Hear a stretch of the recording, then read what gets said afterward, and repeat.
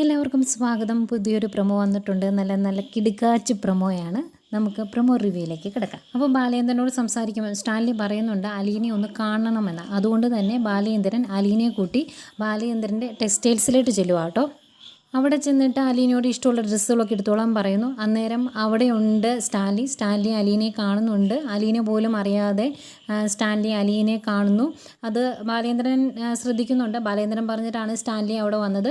അതിനുശേഷമാണ് സ്റ്റാൻലി വീട്ടിലോട്ട് വരുന്നത്. വീട്ടിലോട്ട് വന്നു കഴിയുമ്പം സ്റ്റാൻലിക്ക് ചായയൊക്കെ ആയിട്ട് വരുന്ന അലീനയെ കാണിക്കുന്നുണ്ട് കേട്ടോ. അലീനയെ കാണുമ്പോഴത്തേക്കും ഇങ്ങനെ അന്തം വിട്ട് നോക്കിയിരിക്കുവാണ് സ്റ്റാൻലി. ഏതായാലും ചായ മേടിച്ച് കുടിച്ചു കഴിഞ്ഞാൽ അലീന അവിടുന്ന് പോയതിന് ശേഷം സ്റ്റാൻലി ഭയങ്കര വിഷമത്തോടു കൂടി ബാലേന്ദ്രനോട് പറയുന്നുണ്ട് എൻ്റെ അമ്മച്ചിയെ പോലെ എൻ്റെ അമ്മച്ചി തന്നെയാണ് എന്ന്.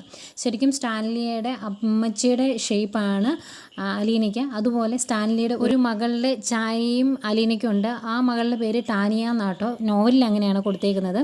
ഏതായാലും ഭയങ്കര വിഷമത്തോടെ സങ്കടത്തോടെ പറഞ്ഞ് സ്റ്റാൻലിയുടെ കണ്ണൊക്കെ നിറഞ്ഞു വരുന്നുണ്ട് കേട്ടോ.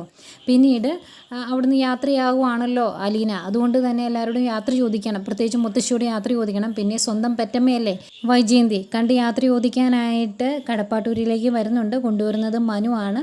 ആവശ്യത്തിന് പ്രാക്കും എല്ലാം മേടിച്ചുകൊണ്ടാണ് അലീന അവിടുന്ന് പോരുന്നത്. അത് കഴിഞ്ഞ് വീട്ടിൽ വന്നതിന് ശേഷം അലീന ഇവിടുന്ന് പോകുന്ന കാര്യമൊക്കെ സംസാരിക്കുമ്പോൾ കൃഷ്ണമോൾ ചോദിക്കുന്നുണ്ട്, ചേച്ചിക്ക് സങ്കടം വരുന്നില്ലേ? ഇത് ചേച്ചിയുടെ സ്വന്തം വീടല്ലേ, സ്വന്തം അമ്മയല്ലേ എന്ന് പറഞ്ഞിങ്ങനെ പറയാൻ തുടങ്ങുമ്പോഴത്തേക്കും അലീന പെട്ടെന്ന് കൃഷ്ണമോളിലെ വാ കുത്തി പിടിക്കൂട്ടോ. എന്നിട്ട് അങ്ങനെ പറയരുതേ എന്ന് പറയുന്നു. അതിനുശേഷം അലീന ബബിതയുടെ അടുത്ത് ചെല്ലുന്നുണ്ട്. എന്നിട്ട് ബബിതയോട് പറയുവാണ്, ബാക്കി എല്ലാവരും എന്നെ സ്നേഹിച്ചതിന് ഒരു കാരണം ഉണ്ടായിരുന്നു. പക്ഷേ നീ ഒന്നും അറിയാതെ, അവർ പലതും അറിഞ്ഞതുകൊണ്ടാണ് എന്നെ സ്നേഹിച്ചത്. പക്ഷേ അതൊന്നും അറിയാതെ നീ എന്നെ സ്നേഹിച്ചു. ആ സ്നേഹത്തിന് ഞാൻ വലിയൊരു വില ഇട്ടിട്ടുണ്ട് കേട്ടോ എന്ന് പറഞ്ഞിട്ടാണ് കേട്ടോ ബബിതയുടെ അടുത്തുനിന്ന് പോകുന്നത്.